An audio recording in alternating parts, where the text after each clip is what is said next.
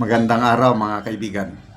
Bigyan natin ng opinion, reaction itong post ng GMA News tungkol sa investigation ng ombudsman sa alleged misuse ni BP Sara sa kanyang confidential funds. Dahil ang Committee on Good Government, Congressman Joel Chua, furnish copy ng committee report sa ombudsman at yun, inimbestigahan kagad. May twist of events. May mga kinakabahan na. Okay. Ito, ang aking pasalamatan ko muna, i-shout out ang aking mga subscribers, researcher, si Eudora at saka si Chris Torres. Nagpapadala sa akin ng mga articles o post.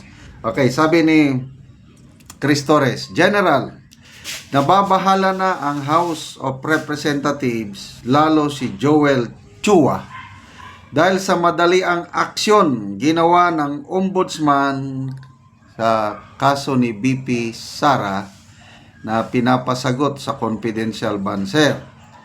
Gusto nila mag-investigate ang ombudsman after impeachment trial. Ang gulo. Di ba matatandaan natin, dahil sa mabilis na aksyon ng ombudsman, nagsabi ang House spoke, si Attorney Abante, hindi naman kami nag-file. Wala, hindi kami nag-file. Sabi naman ng Ombudsman Martires, bakit nyo kami pinadalhan ng kopya kung hindi kayo nag-file? Ano yun, pang trust can? O yun, pinapasagot. At sabi ni BP Sara, sasagutin nila yung akusasyon, aligasyon in 10 days. After that, ang House of Representatives dapat sasagot din. Tapos nag-issue ang ombudsman ng warning. I-cite namin kayo in contempt, House of Representatives, pag hindi kayo sasagot. Mag-file kayo tapos hindi kayo magre-respond. Cite in contempt.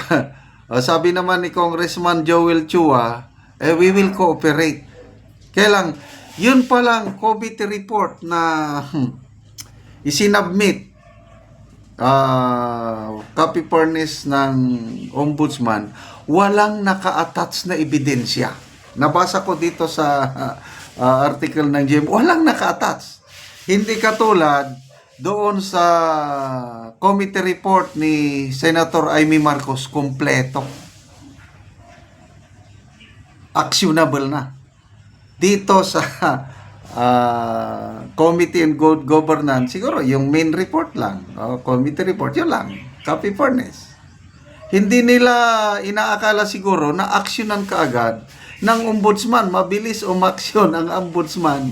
Paano yan? Walang mga ebidensya. So, magsasubmit pa sila ng mga ebidensya. Grabe. Ito. Dagdag. Si Dilima naman. Sabi pa rin ng kaibigan ko, kasalanan din ng House of Representatives. Kasi nag-file sila agad sa ombudsman, ngayon nagpuputak-putak na. Dito sa interview ni Ted Filon kay Dilima, ay hindi ko pa na panood. But sabi ko sa kaibigan ko, please send me the link para mapanood ko. But very reliable itong si Chris Torres basta nagbigay ng info. Napanood niya sa interview. Nagputak-putak na dito sa interview ni Ted Filon kay Dilima, sir, dapat daw hindi muna mag-interfere ang ombudsman. Ngayon na mabilis ang ombudsman mag-action, mag-imbestiga, ayaw na ninyo patigilin. Yun na ang gaba, dili magsaba. Ombudsman, pwede sila mag-decide for dismissal ng kaso ni BP Sara. According to Dilima, dito sa interview ni Ted Filon sa TV, pinamamadali niya, meaning ombudsman, pinamamadali ng ombudsman dahil ba malapit na magretiro si Ombudsman Martires.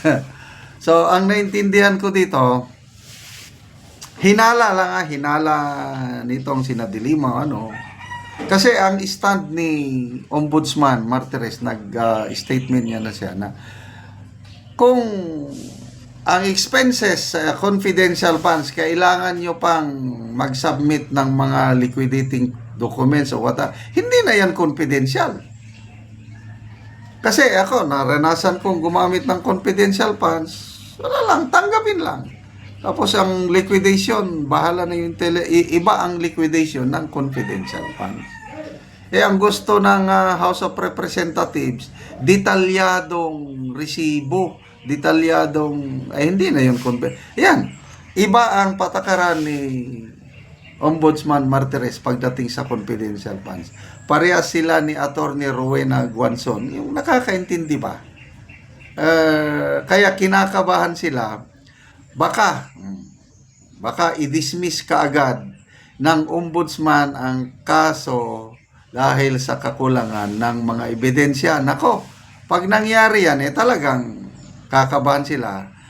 Ma-preempt na yung impeachment. Binanggit ni Congressman Joel Chua, iba ang standard ng impeachment court pagdating sa ebidensya kaysa sa standard ng ebidensya pagdating sa ombudsman. Kailangan mong patunayan beyond reasonable doubt. Kung mahina yung ebidensya nila, baka most likely i-dismiss ng ombudsman, yun, kabado sila dyan. Kaya these are again mga twist of events na sabi nga ang gaba dili magsaba. Ano pa? You cannot put a good man or good woman down. Sinisingle out nilang BP. Ang dami namang opisina na may confidential funds. Office of the President, billion, I think 4 billion ang confidential funds. Bakit hindi na rin nila imbestigahan? Ibig sabihin, malinis, I don't know. Kaya ito na ang paniniwala ng karamihan. It's a political persecution. Sabi na nga ni Senator Amy sa speech niya sa Senado, gusto nyo lang accountability. Anong accountability? Doon kayo sa mga korte magsampaw, kagaya ng ombudsman. Yan, accountability. O ngayon, inaaksyon na ng ombudsman, pinapatigil, huwag masyadong mabilis. Dito talaga ang accountability dahil ang preponderance ang evidence dapat beyond reasonable doubt. Takot sila. Yun na. Okay, salamat mga kaibigan sa inyong pagsubaybay sa ating channel. Nakakatulong kayo ng malaki sa Tribong Talandig ng Bukidnon. Dahil ang income natin sa channel na ito is pantulong natin sa Tribong Talandig. Namimigay tayo ng libreng yero at pako para makapagpatayo ng mas maayos na tirahan ang Tribong Talandig. Panoorin ninyo ang video na ito. Mauna ni si ate ang matagaano gyero nga Amo na ning itaod karon. oo magtaod na daw Mga buwan. oo Kayo sen.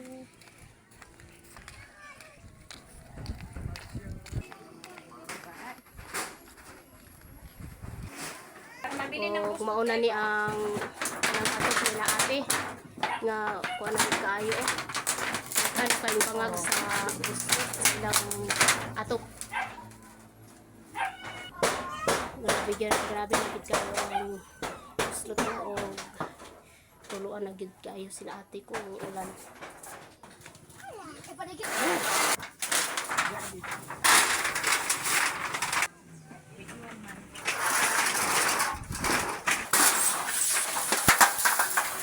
Ama na. Karon sa. so mauna gid ni ang atok nilang ate nga daot na gid kayo karon mag-atok na gid si uncle sa iyang balay so nagtinabanga gid sila og atok si auntie og uncle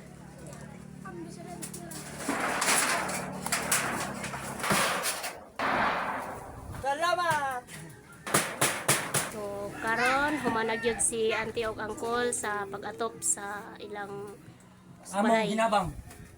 So pila na ni ka tuig ang inyong balay karon te o unsa inyong masulti nga natagaan na mo og yero. Kada mong balay ko ana ni 23 years na gid siya. Nya karon ang akong masulti lang ano sa tanan, salamat kay sa Ginoo. O sa nag-sponsor ani, dako kay mong pasalamat og sa nakita karon sa among video. Nga mapasalamaton gyud mi kay sa una katuluan na gyud ni among atok. Oo. Pero karon Tulo na gyud sa una. naipulihan na gyud og bag-o.